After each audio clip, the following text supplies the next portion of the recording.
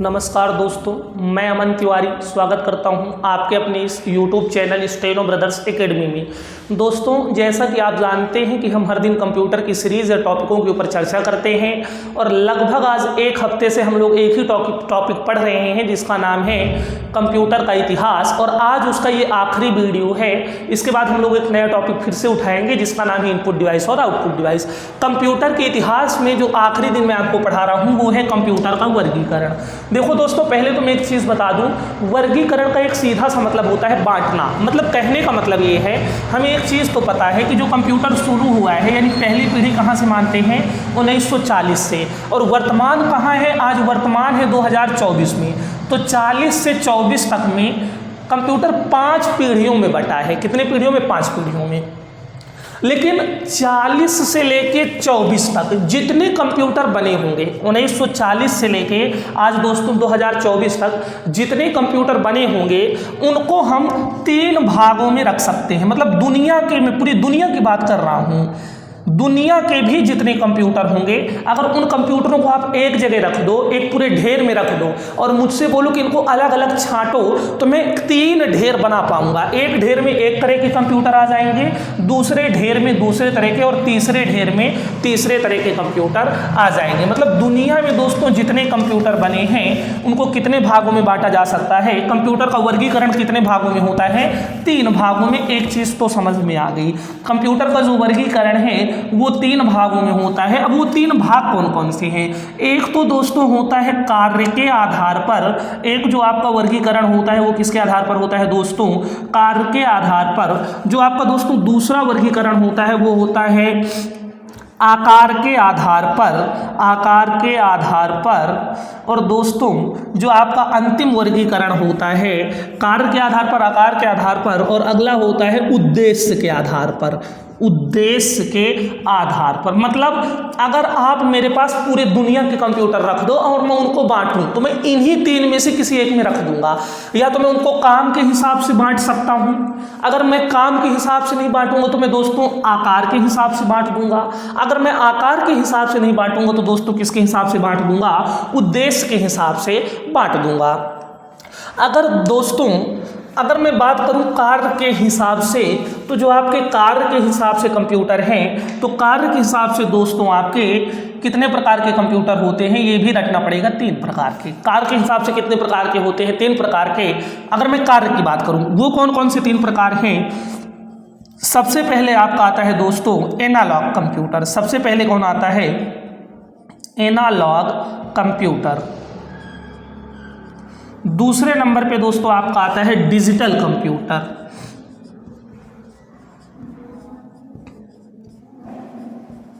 और तीसरे नंबर पे दोस्तों आपका आता है हाइब्रिड कंप्यूटर।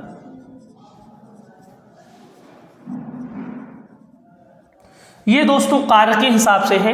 कार्य के हिसाब से अगर कंप्यूटर की बात की जाए तो कार्य के हिसाब से 3 प्रकार के कंप्यूटर होते हैं, एनालॉग, डिजिटल और हाइब्रिड। सबसे पहले दोस्तों हम जानेंगे एनालॉग कंप्यूटर क्या है, इनकी डिटेल। मेरी बात समझिएगा, वो कंप्यूटर जो गुणवाचक सूचना इनपुट के तौर पे क्या लेते हैं, वो कंप्यूटर जो इनपुट के तौर पे गुणवाचक सूचना लेते हैं और आउटपुट भी गुणवाचक सूचना का ही देते हैं, ऐसे कंप्यूटरों को बोला जाता है एनालॉग कंप्यूटर। वो कंप्यूटर जो इनपुट के तौर पे गुणवाचक सूचना ले और आउटपुट में भी गुणवाचक सूचना दे, ऐसे कंप्यूटरों को एनालॉग कंप्यूटर। बात आती है, सब सही है सर, गुणवाचक सूचना का क्या मतलब है? तो मैं कहता हूं दोस्तों ऐसी चीज जहां पर 1 2 3 4 ना खेल सको, मतलब जिनको मापना वगैरह तय ही ना हो, उनके गुण से उनको जाना जाए। सर कहना क्या चाहते हैं? मैं कहता हूं, मेरी बात समझना, कैसे गुणवाचक सूचना?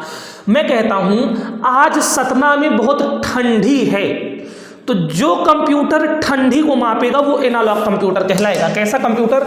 Analogue computer. क्यों? क्योंकि ठंडी एक क्या है? ठंडी एक गुण है। मैं कहता हूं आज सतना में ठंडी है और रीवा में ठंडी है, तो मुझे ये बताओ सतना में कितनी ठंडी है? 2 ठंडी है। सतना में कितनी ठंडी है, तो ज़्यादा ठंडी है। 2 ठंडी है कि 4 ठो ठंडी बैठी है सतना में, रीवा में 12 ठो ठंडी है, ऐसा नहीं है ना। ठंडी को गिनतियों में डिसाइड नहीं किया जा सकता। ठंडी को कैसे किया जा सकता है, उसके गुण के हिसाब से डिसाइड किया जा सकता है कि जितनी ज़्यादा गलन है उतनी ज़्यादा ठंडी है। मैं कहूँ आज बहुत गर्मी है, तो कितनी गर्मी है, तुम्हारे सतना में 6 गर्मी पड़ रही है, हमारे भोपाल में 15 गर्मी पड़ रही है भैया। हाँ, मैं कहूँ आज सतना में 6 भूकंप आए थे, 6 उस तरह हो जाएगा कि 6 बार भूकंप आए थे, लेकिन ये नहीं होगा कि जब भूकंप आया तो भू जब हिल रही थी तो नीचे 6 ठो भूकंप खड़े थे। गिन सकते हो क्या भूकंप कितने थे? नहीं, कितनी बार है इसको गिना जा सकता है। तो कहने का मतलब जहां पर गुण को पकड़ा जाए, ऐसे कंप्यूटर जो गुणवाचक सूचना, जैसे गर्मी में गुण गर्म होना उसको मापना, ठंडी में ठंडा होना, भूकंप में जमीन का हिलना डोलना, इन्हीं जैसे गुणवाचक सूचना का क्या करता है, ये इनपुट लेता है। इसमें 0101 जैसी चीज कहाँ बताओ, कहाँ 01 कर पाओगे? इसमें 01 जैसा कुछ भी संभव नहीं होता।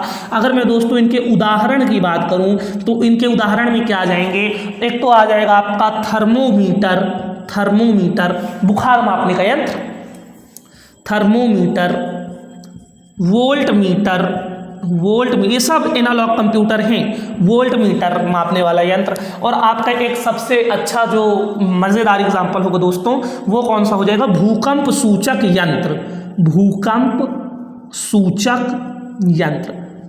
ये जितनी भी जो भी इन चीज़ों को मापेंगे दोस्तों, वो कैसे कंप्यूटर कहलाएंगे, वो कंप्यूटर आपके क्या कहलाएंगे, एनालॉग कंप्यूटर। जहां पर गुण को इनपुट लिया जाएगा, 01 जैसी कोई भी चीज संभव नहीं होगी, उन कंप्यूटरों को बोला जाएगा एनालॉग कंप्यूटर। अब दोस्तों डिजिटल कंप्यूटर एक सीधी सी परिभाषा, एक सीधे से वे कंप्यूटर जो 0 और 1 की भाषा समझते हैं, वे कंप्यूटर जो 0 और 1 की भाषा समझते हैं, ऐसे कंप्यूटरों को बोला जाता है डिजिटल कंप्यूटर। गुरुदेव, जो कंप्यूटर 0 और 1 की भाषा समझते हैं, ऐसे कंप्यूटरों को क्या बोला जाता है सर? ऐसे कंप्यूटरों को बोला जाता है डिजिटल कंप्यूटर।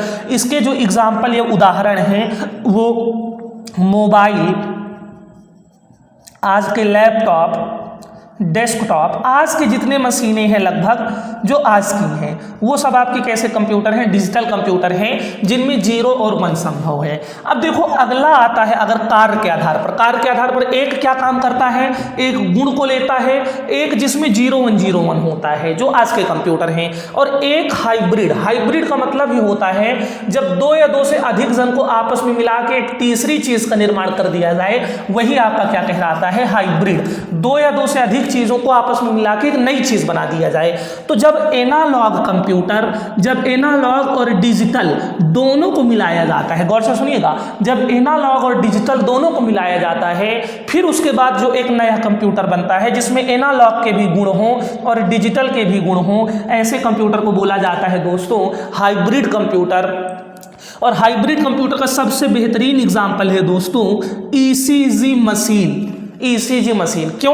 क्योंकि देखो ईसीजी मशीन में एक ऐसे लाइन चलती है कि नहीं चलती? आप हॉस्पिटल गए होंगे तो देखा होगा आपने। तो ये कैसा सिग्नल हो गया, ये एनालॉग सिग्नल हो गया। ऊपर गिनतियां भी लिखी रहती हैं, तो ये क्या हो गया, डिजिटल हो गया। ठीक, तो ईसीजी जो मशीन है वो आपका कैसा कंप्यूटर है, हाइब्रिड कंप्यूटर। तो कार्य के आधार पर 3 प्रकार के होते हैं, एनालॉग, डिजिटल और हाइब्रिड। और ये दोस्तों सब उसके एग्जाम्पल रहे। अब कार्य के बाद दोस्तों जो हम अगला जानेंगे, अगला कंप्यूटर हम जानेंगे आकार के आधार पर।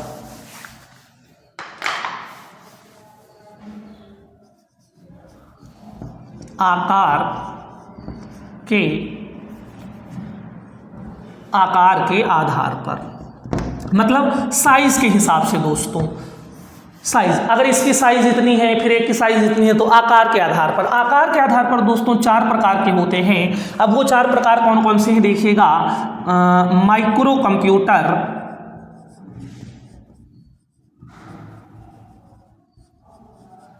उसके बाद दोस्तों मिनी कंप्यूटर,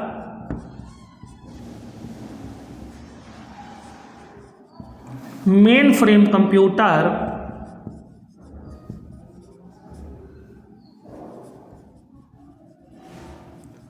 और अंत में आएगा दोस्तों सुपर कंप्यूटर।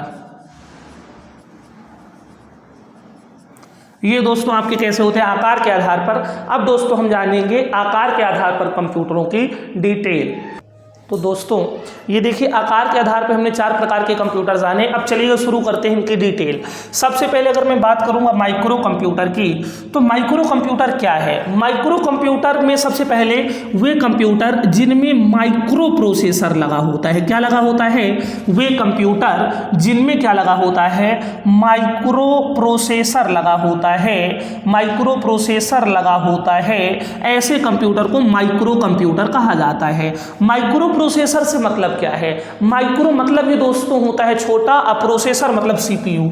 मतलब वे कंप्यूटर जो पोर्टेबल हो, जो एक जगह से दूसरी जगह ले जाने योग्य हो, जिनको जानबूझकर क्या बनाया जाता है, छोटा बनाया जाता है। इनको छोटा बनाया ही गया, इसीलिए इसमें क्या लगाया गया, माइक्रो प्रोसेसर, ताकि ये क्या बन सके, छोटे बन सके।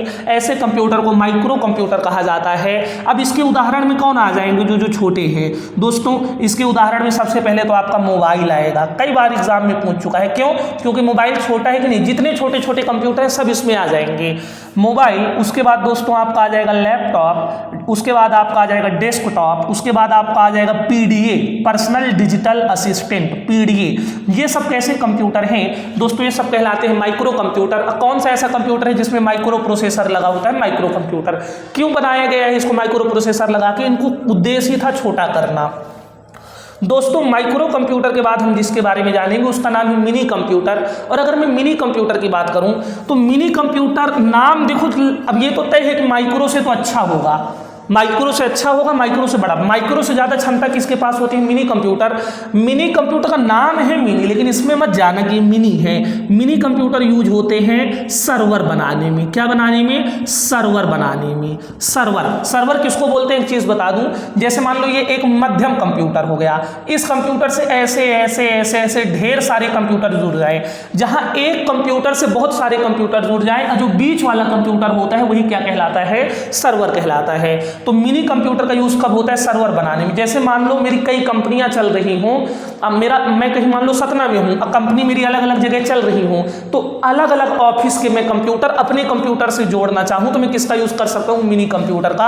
अब मिनी कंप्यूटर कहाँ यूज होता है, सर्वर बनाने में। इसका दूसरा नाम क्या है, इसका दूसरा नाम है मिड रेंज सर्वर।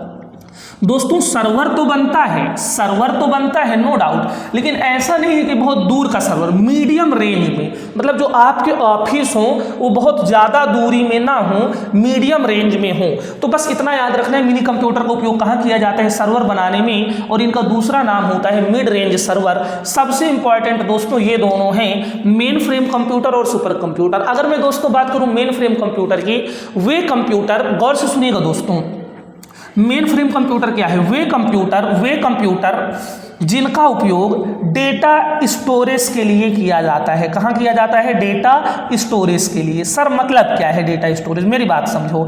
आपने कभी ये सोचा है कि आप बैंक जाते हो, आज देखो कैसा जमाना चल रहा है, आज जमाना चल रहा है डिजिटली। आप 5 रुपए का चिप्स भी खरीदते हो, मोबाइल से पेमेंट कर देते हो। आप 2 रुपए का एक कुरकुरे खरीदते हो, मोबाइल से पेमेंट कर देते हो। आप चवन्नी अठन्नी को कुछ खरीदते हो, मोबाइल से पेमेंट कर देते हो। आप अपने खाते से मोबाइल से पेमेंट कर रहे हो। तो जो बैंक होगा ना, आपकी पेमेंट की एक एक पाई का हिसाब रखेगा। क्यों, क्योंकि कभी भी आप उससे वो हिसाब मांग सकते हो, और अपनी पासबुक में चाहो तो उसको प्रिंट भी करा सकते हो। तो एक एक पाई का हिसाब रखता है जब, तो मुझे ये नहीं समझ में आ रहा सर वो स्टोर किस में होता होगा। जैसे मान लो तुम 1 रुपए कभी कुछ करते हो ना ट्रांजैक्शन अपने बैंक से, तो शुरू से जब से तुम्हारा बैंक अकाउंट है तब से लेके आज तक का पूरा हिसाब बैंक के पास होता है। तो बैंक इतना सब डेटा स्टोर कहाँ करता होगा, तो दोस्तों बैंक पूरा डेटा स्टोर करता है मेन फ्रेम कंप्यूटर में। एग्जाम में दोस्तों कितनी बार पूछा जा चुका है, वे कौन से कंप्यूटर हैं जो डेटा स्टोरेज के लिए उपयोग किए जाते हैं। तो main frame computer data storage के लार्ज अमाउंट में डेटा स्टोर किया जा सकता है, बैंक वाले यूज करते हैं। कहाँ कहाँ इसका यूज होता है, बैंक में होता है, रेलवे में स्टोरेज में, रेलवे में आप टिकट बनवाते हो, ये करते हो, अपनी डिटेल भरते हो, पैसेंजर की पूरी डिटेल रेलवे के पास जाती है, ये सब डेटा कहाँ स्टोर होता होगा? सब का सब किस में स्टोर होता है? मेन फ्रेम कंप्यूटर में। और कहाँ हो सकता है? हेल्थ विभाग में दोस्तों। ये जितने बड़े बड़े विभाग हैं जहां पर डेटा लार्ज अमाउंट में, जहां पर डेटा बहुत बड़े अमाउंट में स्टोर करना होता है, तो वहां पर कौन सा कंप्यूटर काम में आता है? Main frame computer. और आखिरी में दोस्तों देखो, सबसे छोटा माइक्रो, माइक्रो से अच्छा मिनी, मिनी से अच्छा कौन हो जाएगा? Main frame. और सबसे ऊपर कौन हो जाएगा? सुपर। सबसे ऊपर कौन हो जाएगा दोस्तों? सुपर। तो अब शुरू करेंगे किसकी डिटेल? सुपर कंप्यूटर की डिटेल। तो दोस्तों अगर हम सुपर कंप्यूटर की बात करेंगे तो ये तो हमें पता है कि सुपर कंप्यूटर वे कंप्यूटर होते हैं जो सबसे तेज होते हैं। अब देखो सुपर कंप्यूटर नॉर्मल जगह पे यूज़ नहीं होते। सुपर कंप्यूटर का उपयोग कौन करते हैं? वैज्ञानिक लोग करते हैं। सुपर कंप्यूटर का उपयोग कौन करेंगे दोस्तों? वैज्ञानिक करेंगे, इंजीनियर करेंगे। ये सब जो लोग होते हैं किसका उपयोग करते हैं दोस्तों? सुपर कंप्यूटर का उपयोग करते हैं। सुपर कंप्यूटर कहाँ यूज हो सकता है? मौसम का पूर्वानुमान करने में और भी कुछ चीज़ों में। कोई जैसे कोई दवा वगैरह बनानी है, जैसे अभी कोरोना है, कोरोना की दवा बनी, कोरोना की दवा किससे बनेगी? सुपर कंप्यूटर वगैरह में सब प्रयोग हो रहे थे बनाने के लिए। तो सुपर कंप्यूटर आम जगह पे यूज़ नहीं होता है। अगर मैं बात करूं सुपर कंप्यूटर के बारे में, तो सुपर कंप्यूटर के बारे में बस हमें अपने लेवल से दो चीज़ें याद रखनी है।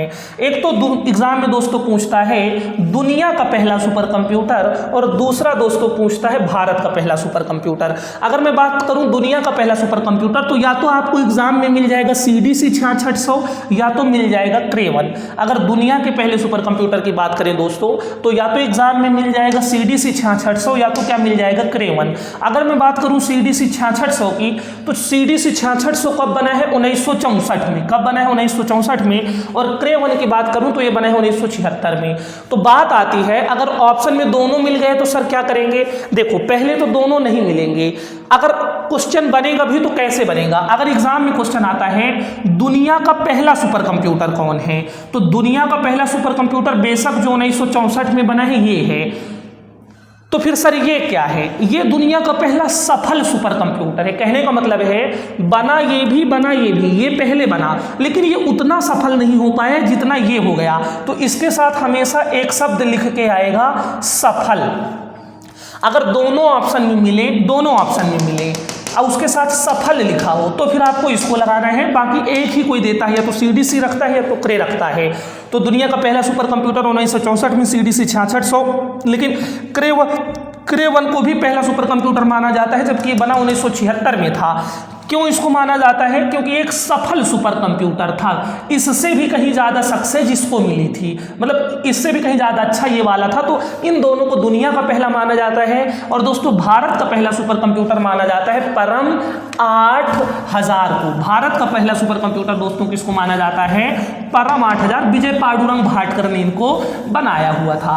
अब दोस्तों लास्ट हम लोग जानेंगे उद्देश्य के आधार पे कंप्यूटर। लास्ट और आखिरी है हम लोगों का उद्देश्य के। बहुत आसान है, इससे कोई क्वेश्चन नहीं बनता एग्जाम में आकार में। उद्देश्य के आधार पे आपका दो प्रकार का होता है, एक सामान्य उद्देश्य, सामान्य उद्देश्य, और एक होता है विशेष उद्देश्य। एक होता है दोस्तों सामान्य उद्देश्य और एक आपका जो होता है वो क्या होता है? विशेष उद्देश्य। अगर दोस्तों मैं सामान्य उद्देश्य की बात करूं तो इसमें जितने माइक्रो कंप्यूटर हैं वो सब आ जाएंगे। लैपटॉप, डेस्कटॉप, ये सब किस में आ जाएंगे? सामान्य। माइक्रो कंप्यूटर मैं पढ़ाया हूँ पिछली क्लास में, इसी क्लास में माइक्रो कंप्यूटर क्या है? लैपटॉप, डेस्कटॉप, ये सामान्य उद्देश्य हैं। अगर दोस्तों विशेष उद्देश्य की बात की जाए तो जैसे मान लो दोस्तों ट्रैफिक कंट्रोलर, जो ट्रैफिक को कंट्रोल करने वाली लाइट है वो एक विशेष उद्देश्य के लिए बनी है। तो ऐसे कंप्यूटर जो किसी एक खास उद्देश्य के लिए बने हैं, कोई दूसरा काम नहीं करेंगे, उनको बोला जाता है विशेष उद्देश्य। जो सारे काम करेंगे उनको बोला जाता है समान उद्देश्य। और दोस्तों ये आपका कंप्लीट हो गया कंप्यूटर का वर्गीकरण, और हमारा एक चैप्टर भी कंप्लीट हो गया जिसका नाम है कंप्यूटर का इतिहास। दोस्तों उम्मीद करता हूँ ये जानकारी आपको पसंद आई है। आप सभी से निवेदन है, अगर आप लोगों को ये जानकारी पसंद आती है, आप लोग ज़्यादा से ज़्यादा चैनल को लाइक, सब्सक्राइब और शेयर करिए। मिलते हैं दोस्तों अगली क्लास में अगले टॉपिक के साथ। धन्यवाद।